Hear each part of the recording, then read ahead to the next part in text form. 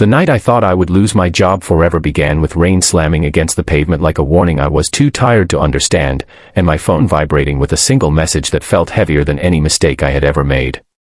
I did not know then that walking into that restaurant would change the shape of my life, or that saving someone else from a humiliating evening would quietly open a door I never imagined was meant for me. If you believe that kindness still matters, that second chances can rewrite broken chapters, take a moment right now to like this video, comment, share it with someone who needs hope, and subscribe to the channel so more stories like this can reach hearts that need them. My name is Michael Carter, and at that time I was an executive assistant at a mid-sized marketing firm in Chicago, Illinois. I was the kind of employee people forgot was there until something went wrong. I kept my head down, stayed late, and carried a private weight of insecurity that came from growing up poor in a small Ohio town where ambition felt like a dangerous dream.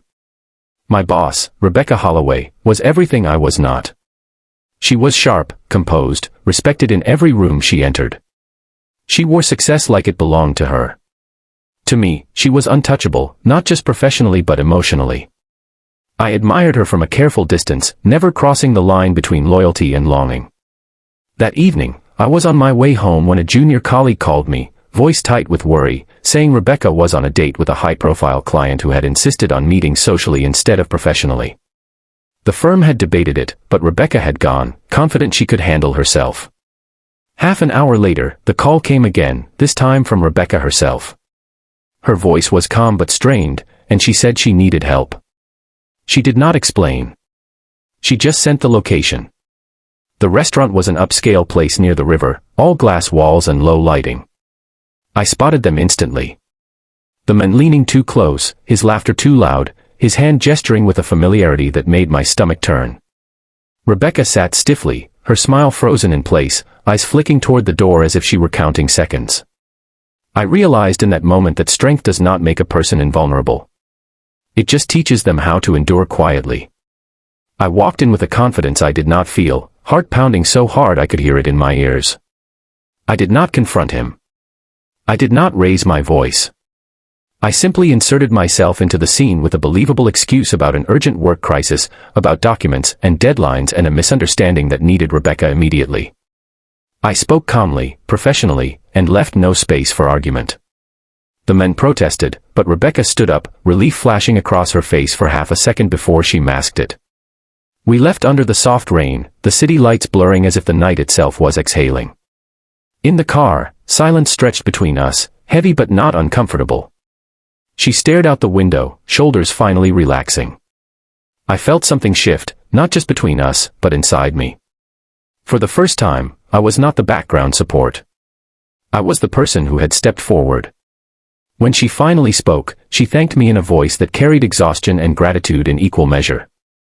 I told her she never had to thank me, that it was my job, but we both knew it had gone beyond that. The days that followed were different.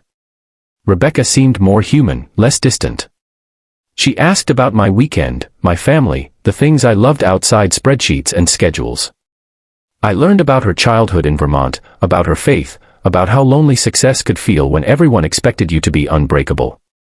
I told her about my mother, Susan, who worked double shifts at a diner, about my late father, Thomas, who taught me integrity mattered more than recognition. There was a quiet understanding growing, something fragile and unspoken. Then came the challenge. Rumors began to circulate at work. Whispers about favoritism, about blurred boundaries. I was called into a meeting with HR, my integrity questioned in polite corporate language. Rebecca was furious, not at me, but at the system that assumed kindness must always hide an agenda. She defended me publicly, risking her own reputation. Watching her stand up for me, I felt both humbled and terrified. I did not want to be the reason she stumbled. For a week, we kept our distance. The office felt colder. I wondered if doing the right thing had cost me everything. Late one evening, as I packed up my desk, convinced my future there was over, Rebecca asked me to walk with her. Outside, the city hummed, unaware of the storm inside my chest. She told me she had canceled all personal engagements, that she was tired of pretending she did not want real connection. She admitted the night I rescued her had shattered something she did not know was fragile, her belief that she had to face everything alone. Then she asked me, quietly, without expectation, whether I had ever thought about us as more than boss and assistant. There was no bravado in her tone, only vulnerability. I felt my world tilt. I told her the truth, that I had admired her, respected her, cared for her long before that night, but I had never believed I had the right to want more. What followed was not a fairy tale overnight. We took things slowly. She requested a departmental transfer for me to avoid any conflict of interest. We faced judgment, skepticism, and our own fears. But there was also laughter, shared faith on quiet Sundays, long conversations about purpose and grace.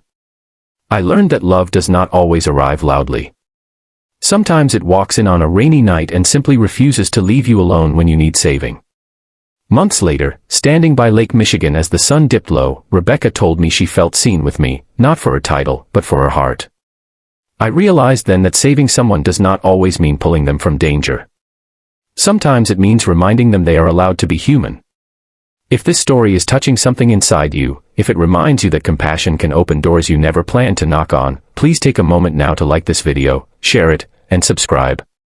Your engagement helps stories like this reach others who may be standing in the rain, waiting for hope. And before this story ends, I have one special request for you. Please comment below and tell us if you believe small acts of courage can change a life, because your words might be exactly what someone else needs to read today. Now, years later, when I look back on that night, I understand that the question she asked me was never just about dating. It was about trust, about choosing connection over fear. And every day since, I have been grateful that I answered with honesty, because sometimes the bravest thing you can do is believe that you are worthy of being chosen.